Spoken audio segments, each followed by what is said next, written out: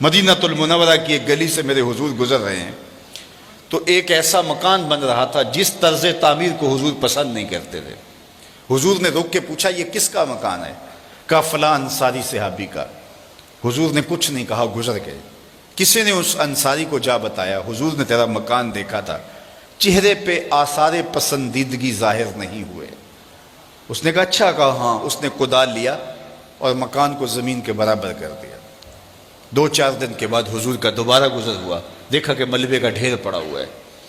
اسے بلایا، کہا میں گزرا تھا، تیرا مکان تھا، آج ملبے کا ڈھیر ہے۔ کہا حضور میں نے گرا دیا ہے۔ فرمایا کیوں؟ عرض کی سنا تھا آپ کو پسند نہیں، سنا تھا آپ کو پسند نہیں۔ میں اور آپ دیکھیں ہمارا کیا کیا حضور کو پسند نہیں، سر سے لے کر پاؤں تک غور کریں ہمارا کیا کیا حضور کو پسند نہیں۔ اپنے عقیقے سے لے کے ولیمے تک دیکھیں ہمارا کیا کیا حضور کو پسند نہیں۔ اپنی نجی زندگی سے لے کے سیاسی زندگی تک دیکھیں ہمارا کیا کیا حضور کو پسند نہیں۔ اپنے کاروبار سے لے کر کے انداز معاشرت تک دیکھیں ہمارا کیا کیا حضور کو پسند نہیں۔ محمد دی زیارت محمد دے رنگ وچ، اگر ان کے ہوئے ہیں تو پھر ہم ان کے ہو گئے، پھر اپنی خواہش کہاں باقی رہی۔ ایک صحابی آئے اور انہوں نے حضور سے سلام کرنا چاہا، لیکن حضور نے رخ پھیر لیا۔ وہ سمجھے شاید کسی وجہ سے التفات نہیں ہوا، تو حضور نے جدھر رخ پھیرا تو ادھر جا کے انہوں نے السلام علیکم کہا، لیکن حضور نے پھر رخ پھیر لیا۔ سمجھ گئے کوئی ناراضگی ہے۔ تو چونکہ ایک سفر سے آئے تھے تو انہوں نے دیگر صحابہ سے پوچھا کہ مجھے تو سمجھ نہیں آئی کہ حضور کی ناراضگی کا سبب کیا ہے، کیا تم مجھے بتا سکتے ہو کہ حضور ناراض کیوں ہیں؟ انہوں نے کہا ہاں، ہماری سمجھ میں جو بات آئی ہے وہ یہ ہے کہ تم نے یہ سونے کی انگوٹھی پہنی ہے اور حضور اس کو حرام قرار دے چکے۔ ان الذھب والفضۃ حرام لذکور امتی، سونا اور چاندی میری امت کے مردوں کے لیے حرام ہے۔ صرف چاندی کی ایک انگوٹھی اور وہ بھی 4.5 ماشے سے کم وزن کی ہو تو وہ مرد کے لیے جائز ہے۔ اس سے زائد یا اتنے ہی وزن کی 2 انگوٹھیاں مرد کے لیے جائز نہیں ہیں۔ سونا بالکل جائز نہیں ہے، رکھا ہی نہیں گیا جائز، یہ زینت عورت کے لیے ہے۔ تو نے یہ انگوٹھی پہنی اور حضور اس کو جہنم کی آگ کا انگارہ قرار دے چکے ہیں، گناہ بے لذت ہے تم کر رہے ہو، تو شاید حضور کی ناراضگی کا سبب یہ ہو۔ وہ آگے بڑھا اور حضور علیہ السلام کی بارگاہ میں حاضر ہو کے انگوٹھی اتار کے حضور کو پیش کرتے ہوئے کہا حضور اس وجہ سے ناراض ہیں؟ تو آقا کریم نے یوں انگوٹھی پھینک دی۔ خیر ناراضگی کی وجہ ختم ہو گئی، مجلس میں بیٹھ گیا، گفتگو چلتی رہی۔ جب مجلس اختتام کو پہنچی، لوگ واپس پلٹے اور وہ بھی واپس جانے لگا تو کسی نے اشارہ دیا وہ سونے کی انگوٹھی تو اٹھا لو، تم تو نہیں پہن سکتے، تمہاری بیوی تو پہن سکتی ہے، قیمتی دھات ہے۔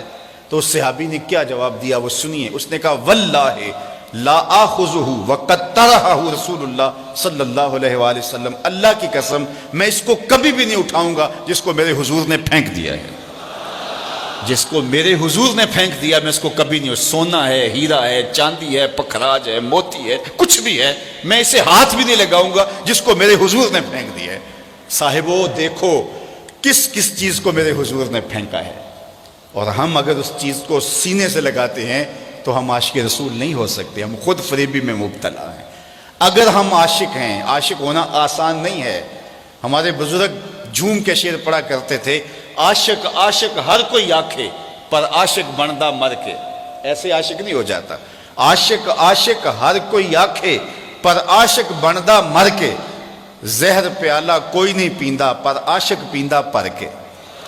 تو جب آپ عاشق ہیں تو پھر آپ کا عشق محبوب کی اطاعت کی چوکھٹ پہ آپ کو کیوں نہیں لے کر کے آتا؟ میں اور آپ اپنے آپ کو دیکھیں، اپنے طرز زندگی کو دیکھیں۔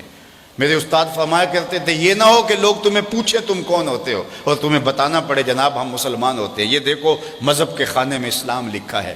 آپ فرمایا کرتے تھے صاحب نہ کسی کو پوچھنا پڑے نہ تجھے بتانا پڑے، تیری وضاحت طرز زندگی انداز معاشرت ایسا ہونا چاہیے تم دور سے آ رہے ہو لوگ پہچان کے کہیں وہ دیکھو آقا کا غلام آ رہا ہے۔ نور آنکھوں میں تو چہروں پہ اجالے ہوں گے، مصطفیٰ والوں کے انداز نرالے ہوں گے، دنیا میں بھی ان کے دم سے مقدر چمکا، محشر میں بھی ان کی رحمت کے حوالے ہوں گے۔